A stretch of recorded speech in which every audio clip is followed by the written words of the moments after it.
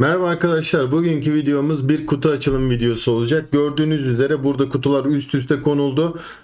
Artık boyuma aşmak üzere. Şimdi ben tabii ki bunların siparişlerini verdim ama içeriğinin ne olduğunu incelemesini yapmadım. Bunları da sizlerle paylaşmak istedim. Şöyle gençliğimizde herkesin kendine göre bir hobisi vardır. Benim de gençliğimde yapmak istediğim fakat imkanlarım ve koşullarımın oluşmadığı için gerçekleştiremediğim bir hobim vardı. Bu da olta balıkçılığı. Daha önce böyle bir şeyi hiç denedim mi? Hiç denemedim. İşin açıkçası hiçbir bilgim yok. Sadece öneriler üzerine aldığım yerlerle istişare yaptım, görüştüm. Ne olması gerektiğiyle alakalı. Buna göre aldım. Belki de fazlasını aldım. Belki de gereksizini aldım. Belki de ihtiyaç olmayan parçalar aldım. Ama olsun, önemli değil. Bize en azından bir içerik çıktı. Bugün şöyle bir genelleyecek olursam olta takımım var. Aldığım ekipmanlarım, iğnelerim, ondan sonra fır döndülerim, misinalarım, iplerim, her şey var. Kutulara varıncaya kadar her şey var bu içerikte. Şimdi tek tek bunları açacağız arkadaşlar ve sizlerle bunları paylaşmak istiyorum. Umarım zevkli bir video olacaktır. Beğenmeyi, abone olmayı ve yorum yapmayı unutmayın. Hadi gelin şimdi beraber bunları göz atalım. Şimdi bu kutu tabii bana öncelikle şunlar söylendi. Gittiğimiz yerde balıklar eğer çok fazlası varsa ve tutulduğunda tekrardan geri dönerken tabii bu gittiğimiz mesafe şehirler arası bir mesafe. 2-3 saatlik 4 saatlik yollar teşkil ediyor. Avlarımızı taşımak için bana kutu almamız gerektiği söylendi. Şimdi 32 litrelik bir soğutucu dolap aldım arkadaşlar. Önceliğimiz bu. Önce bunu açacağız. Gördüğünüz kocaman alet soğutucu bir dolap. Evet arkadaşlar, şimdi bunu açıp aradan çıkartmak istiyorum. Bakarsın hiçbir şey tutamam. O zaman da ne bileyim başka bir yerde kullanabiliriz yani. Uygun bir fiyata aldım arkadaşlar. İnternet üzerinden araştırırsanız 32 litrelik ortalama 150 ile 180 lira arasındaydı. Şimdi buna bir bakalım. Şöyle göstereyim. İlk etapta bir sıkıntı yok. Gerçekten iyi muhafaza etmişler arkadaşlar. Arkadaşlar şimdi şunu fark ettim. Şöyle göstereyim. 35 litrelik bir saklama soğutuculuk. Yani gerçekten içi de yeterli bence. Bayağı da büyük, göstereyim şöyle. İçerisine zaten o buzdolabı dondurucularını atacağız. Kilitliymiş sistem. Nasıl kilitli dersen böyle kapatıyoruz arkadaşlar. Burada göreceksiniz. Şurada bir kesik kısmı var. İki tarafta da. Bu kolu alıyorsunuz. Çeviriyorsunuz. Ama tutup götürebilirsiniz. Kilitlendi. Hiçbir koşulda açılma olmuyor. Açacağınız zaman tekrardan çeviriyorsunuz. Sonra tutup açabiliyorsunuz. Bence güzel. Bayağı da iş yapacağını düşünüyorum. Gördüğünüz gibi 32 litre. Bayağı da fena. Hatta şöyle yapabilirim. Kale'nin 32 litrelik Cooler Box soğutucu kutusuymuş. ISO onaylı. Açtığımız ürünleri de bunun içine koyabiliriz. Şimdi arkadaşlar burada birkaç tane kutu var. Bunları iğne amaçlı aldım. İğnelerimi işte atıyorum başka ıvır zıvırı kullanmak için aldım. Zokalarımı koyabilirim. Şöyle 2, 4, 6, 8, 10, 12, 13, 14 bölmeli. Zaten bu klasik bir iğne zoka kutu. Onun dışında şöyle, bunu yıllar önce başka bir şey için almışım ben. Bunlar arkadaşlar naylon misina. Ne için kullanılır bilmiyorum ama yıllar önce almışım. Buna ekstra para vermedim yakın zamanda. Eşyaları karıştırırken bunlarla karşılaştım. Mutlaka işe yarayacaktır. Kaç milimmiş hemen söyleyeyim sana. 0,45 milimetrelik 100 metrelik naylon misina. İşe yarar mı? Kaliteli midir? Orasını bilmiyorum. Belki izleyicilerden fikri olanlar varsa yani bir işe yaramaz ya da işini görür gibisinden bir önerisi olanlar olabilir. Kutular buradaydı arkadaşlar. Şimdi ne var? Evet, burada elimde yine sağda solda gezerken bu olay biraz heyecan verici. Hobiyi kovalamak. Sağda solda gezerken 2 slash 0'lık iğne almışım arkadaşlar. Şöyle göstereyim size.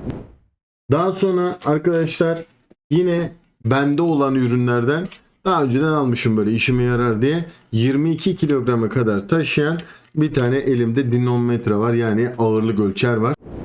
Sonra şöyle elimde bir makara sistemi varmış. Boş, bunu o misinaları sarmak için kullanacağım.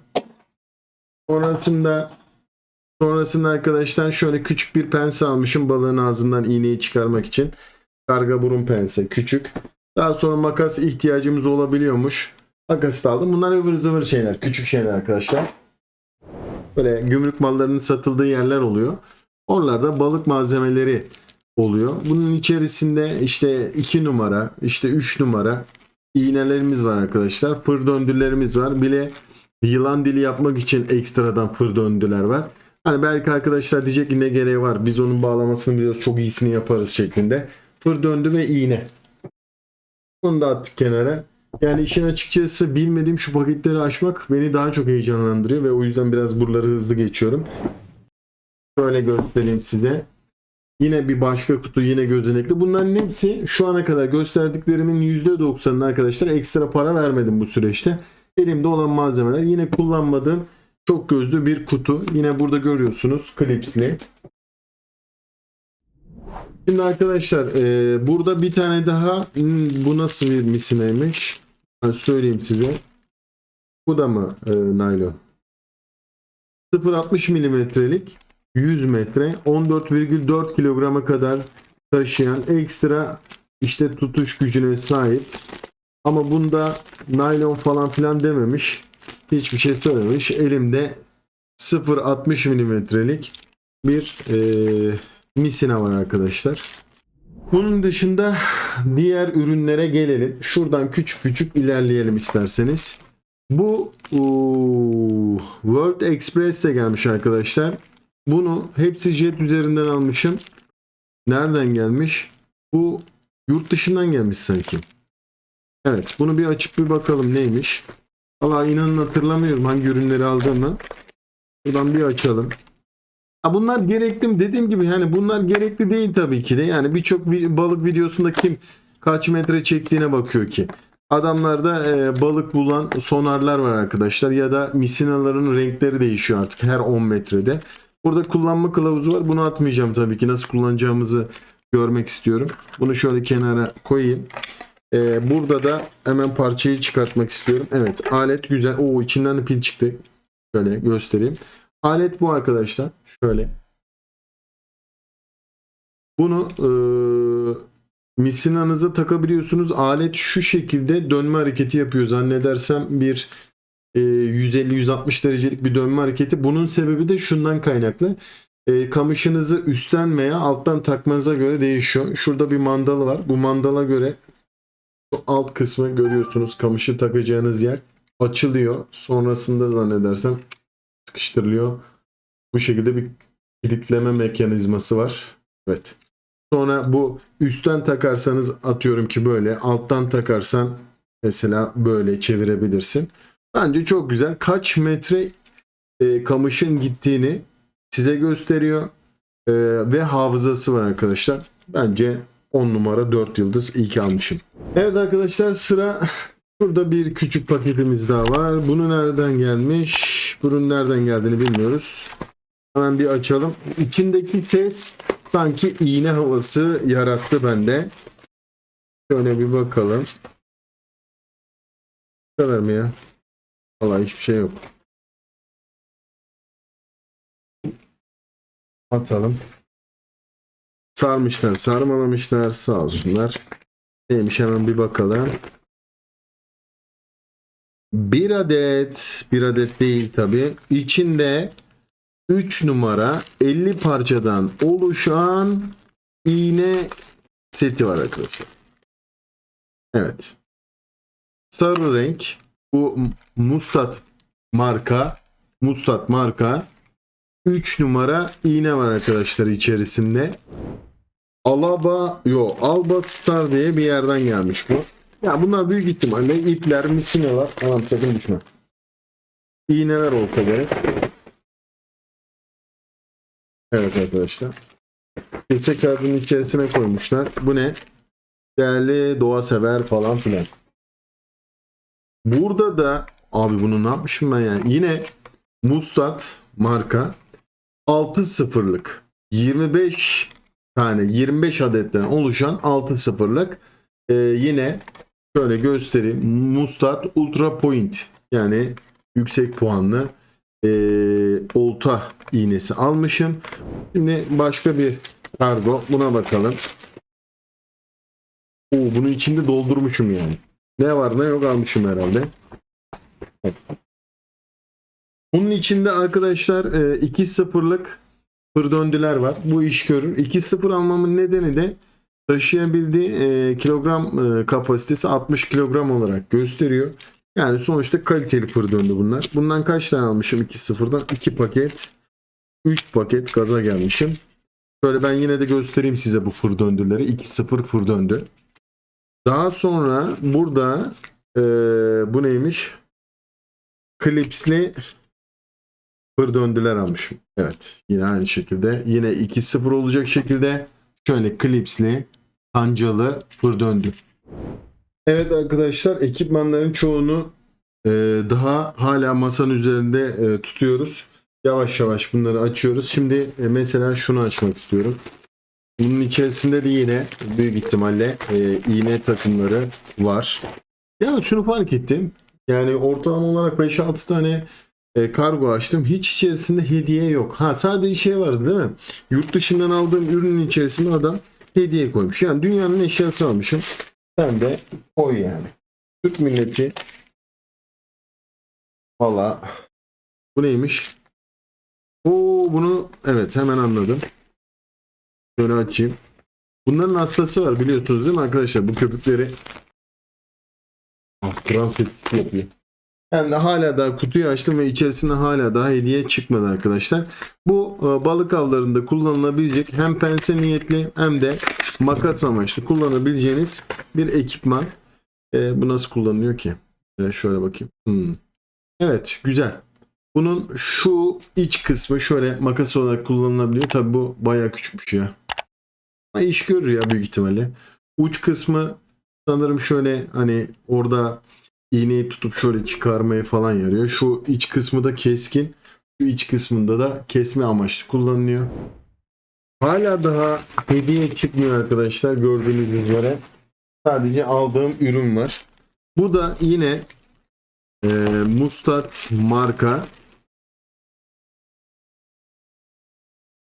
Şöyle göstereyim. Bu da 2.0'lık üçlü iğne arkadaşlar. Şöyle kanca. Şöyle diyor. Florokarbon 0.35 milimetrelik florokarbon 16,3 kilograma kadar taşıma kapasitesi var. 1000 metrelik, yani 1 kilometrelik misina ipi arkadaşlar.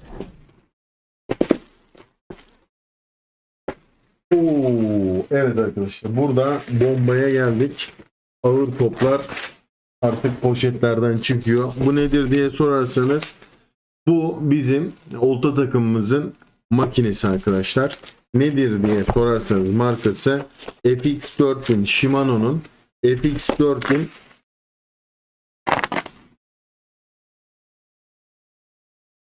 makinesi arkadaşlar. Şöyle bakıyorum. 0.30 mm ile 180 mm'ye kadar makara misina sarabiliyormuşuz arkadaşlar. Daha sonra bizim bu makinemiz 320 grama kadar kurşun taşıyabiliyormuş ve 8,5 kilograma kadar olan şeyleri, balıkları kaldırabiliyormuş arkadaşlar. Cihaz bu. Makine küçük tabi. Yani bu büyük ihtimal Allah iş görecektir. Çok iyi ya. Ya bunu niye Shimano istedim? Yani dediğim gibi hiçbir bilgim yok aslında ama hani bisiklet vitesleri dişlilerde Shimano çok ünlü ya. Ondan dolayı bunu tercih ettim işin açıkçası. Böyle açıyorum arkadaşlar. İçerisinde ne var? Hemen size söyleyeyim. Fudo'nun 2.0'lık iğneleri var. Çupra iğneleri. Şöyle göstereyim. Kaliteli olduğu söylendi. Fudo kullanabiliriz. 2.0'lık 3 tane almışım arkadaşlar bundan. Şöyle göstereyim tekrardan. Fudo 2.0. Buraya Bu nedir? Bu stoper. Ama bu stoperleri bayağı büyük almışım ben ya. Stoper değil mi bu? Evet. Bu stoperleri bayağı büyük almışım ben. Ama yapacak bir şey yok. Böyle göstereyim. Stoperler var. Bunlar ne? Oh. Adamlar hediye atmışlar. Bu ne biliyorsunuz mu? Bu balık ışığı. Yani bunu kırıyorsunuz. Fosforlu ışık haline veriyor. Bunu ben almadım. Bunu büyük ihtimalle yollamışlar. Şöyle 150 gramlık e, kurşunlar var. 2 tane 150 gramlık kurşun almışım. Dip oltası için. Daha sonra burada da yine şöyle göstereyim ben size. Yine 100 gramlık yine dip oltası ve 50 gramlık gezer kurşun almışım. Yine boncuk almışım. Burada ne var? Evet. Burada bu nedir? Sakura Line denilen Force Plus 8 kat ipimiz var. Bu ipek ip miydi? Yeni nesil mikrofilament teknolojisiyle yapılmış misina. Bugüne kadar üretilmiş en uzun atış, en ince çap, en sessizmiş falan filan. 300 metreymiş arkadaşlar. Ve 300 metre 0.37 milimetre Sakura Line denilen misina ipi.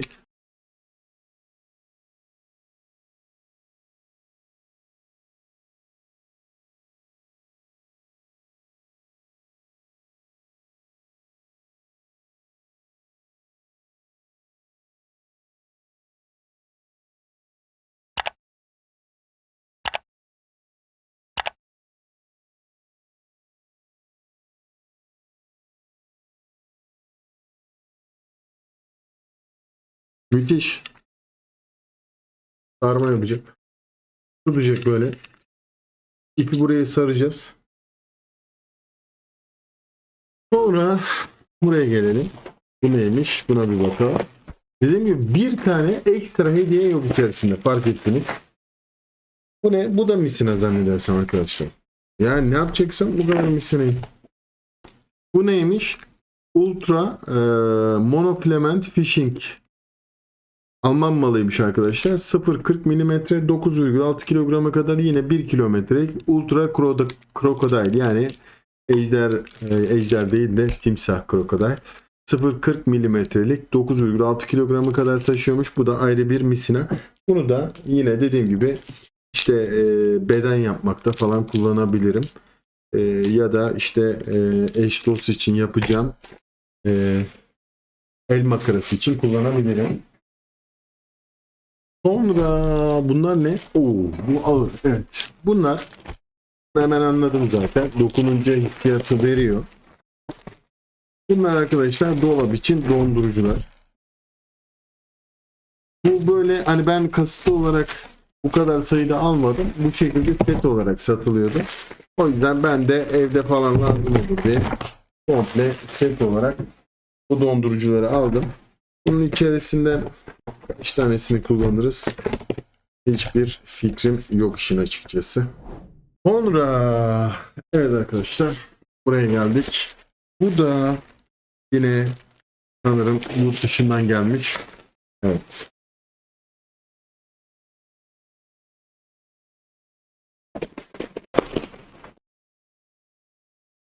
Haki için olta çantası arkadaşlar. Şöyle göstereyim. Bayağı da güzel. Bence büyük. İş görecek şekilde. Şöyle de bir kapak kısmı var. Şöyle göstermek istiyorum. Bunun içerisine dediğim gibi o başta gösterdiğim bölmeli kutuları yerleştirirsiniz. Üst üste koyarsınız. Üst tarafında yine ekstradan bir şöyle gözü var. Anahtarlı, fermuarlı. Yan tarafında bu tarafında yine gözü var. Bu tarafında gözü var arkadaşlar. Önde tekrardan gözü var. Haki. Yani bunları normalde buralarda bu şekilde bu amaç için satılanları almaya kalktığınızda 300-400 lira civarındaydı. Bu indirimdeydi ve güzel, makul bir fiyatı vardı. Ben beğendim. Ürünü şöyle göstereyim size. Tabii şu anda biraz ezik büzük gelmiş. Böyle ürünü göstereyim. Dikdörtgen. Ortalama olarak da şurası tahminim bir 35 santim civarında. Bu tarafta 20 santim. Yükseklikte yine bir 20-25 santim civarında. Dikdörtgen prizması şeklinde bir olta takım çantası arkadaşlar. Su geçirmez. Haki yeşil. Çok gözlü. Ben işimizi göreceğini zannediyorum. Bunu da kullanışlı malzemelerin yanına atalım. Şimdi arkadaşlar ürünlere baktığımızda 2 tane ürünümüz kaldı. Bu ürün nedir diye açmak istiyorum. Bu da sanırım böyle, evet. Ha, sağ olsun bir tane kullanıcı 2 tane şeker atmış içine. Yani insan bir iki parça bir hediye koyar, bir şey koyar. Burada da arkadaşlar kamış için aldığım kamış taşıma çantası var. Şimdi kamış benim 210 santimetre arkadaşlar. Gördüğünüz üzere bu da biraz uzun. Ben 210 santim bunu böldüğünüzde sanırım 120 santim mi? Böyle parçalı hale geliyordu. Ben 150 santimliğini aldım çantanın. Hani ileride ekstradan kamış falan alırsam kullanırım diye. Taşıma çantası bu şekilde. Şöyle göstereyim iç kısmını da. İç kısmı da böyle. İki gözlü arkadaşlar. Dediğim gibi ben iki gözlü olanını aldım. Hani dediğim gibi ileride ekstradan şey yapabilirim. Olta alabilirim. Alırsam da kullanırım diye. Böyle göstereyim. Makarasıyla birlikte koysan olur mu? Bence olur herhalde. Yan tarafına ekstra bir şeyler koymak için. Göstereyim tekrardan. Böyle size bayağı da uzun. Bunu sırtınıza asabiliyorsunuz. Takımı koyduktan sonra. Bence gayet güzel yani. Ben şöyle kenara koymak istiyorum. Son parçamız. Bu da kamışımız arkadaşlar. Bunu da hemen açalım.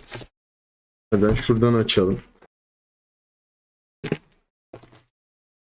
Tabii şöyle yarın itibariyle şeye gideceğiz. Balık avına gideceğiz. Bodrum tarafına gideceğiz ama güvercinlik değil zannedersem. Başka bir aile dostunun evine gideceğiz. O yüzden biraz acele etmem gerekiyor. Aslında kafamdaki planladığım çekim bu değildi. Ama artık yapacak bir şey yok. Elimizden ancak bu geliyor. Bu şekilde bir şeyin içine sarmışlar. Kamış. Başka da bir şey yok. Bu kadar. Yani ben şok. Neden şok? Ben bu kadar ince bir şey beklemiyordum ya. Kamış da yine Shimano'nun arkadaşlar.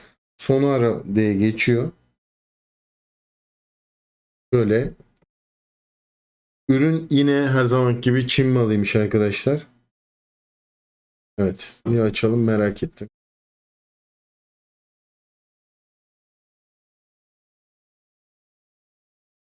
Shimano'nun Solid Tip Attention yazıyor. Başka herhangi bir özelliği yok. Kamışı buraya takacağız büyük ihtimalle. Yani ben bilmediğim için diyorum arkadaşlar. Buradan da sıkıştırıyoruz. Böyle kenara koyalım. Kamışın uç kısmı da burada olsa gerek. Toplam boyu takıldığında 210 santimetre. Böyle göstereyim. Yani kaliteli. Bunu önerdiler arkadaşlar. Balık bunu böyle mesela asıl bayağı da uzun oluyor ya. Böyle tutup yavrum be çek babacım çek. Ama buradan mesela asıldığını bunu çıkarttırmaz mı yani? İnanın bilmiyorum işin açıkçası. Mutlaka bilen abilerimiz bize yardımcı olacaktır. Biz yarın itibariyle dediğim gibi Bodrum tarafına gideceğiz ama güvercinliğe değil. Gittiğimiz yerde de tabii bir aile dostumuzun teknesi var. 5-6 metre civarında. Tam emin değilim kaç metre olduğunu. O bize yardımcı olacaktır. Tabii daha şeyi sardırmadık bile, makarayı. Ama hızlı bir şekilde orada hepsini bir arada yapacağımızı ümit ediyorum. Ürünlerimiz bunlar arkadaşlar. Dediğim gibi birçok gereksiz ürün de almış olabilirim ama önemli değil. Ben alırken keyif aldım. Gittiğimiz yerdeki balıkların olta takımının kullanımını ve performansı ile ilgili size video atacağım tekrardan. Belki elimize hiçbir şey gelmeyecek ama deneyeceğiz arkadaşlar. Onun videosu için de takipte kalmayı unutmayın. Buraya kadar izlediğiniz için teşekkür ederim. Umarım beğenmişsinizdir. Takipte kalın, yorum yapın ve beğenmeyi unutmayın arkadaşlar. Şimdilik hoşça kalın.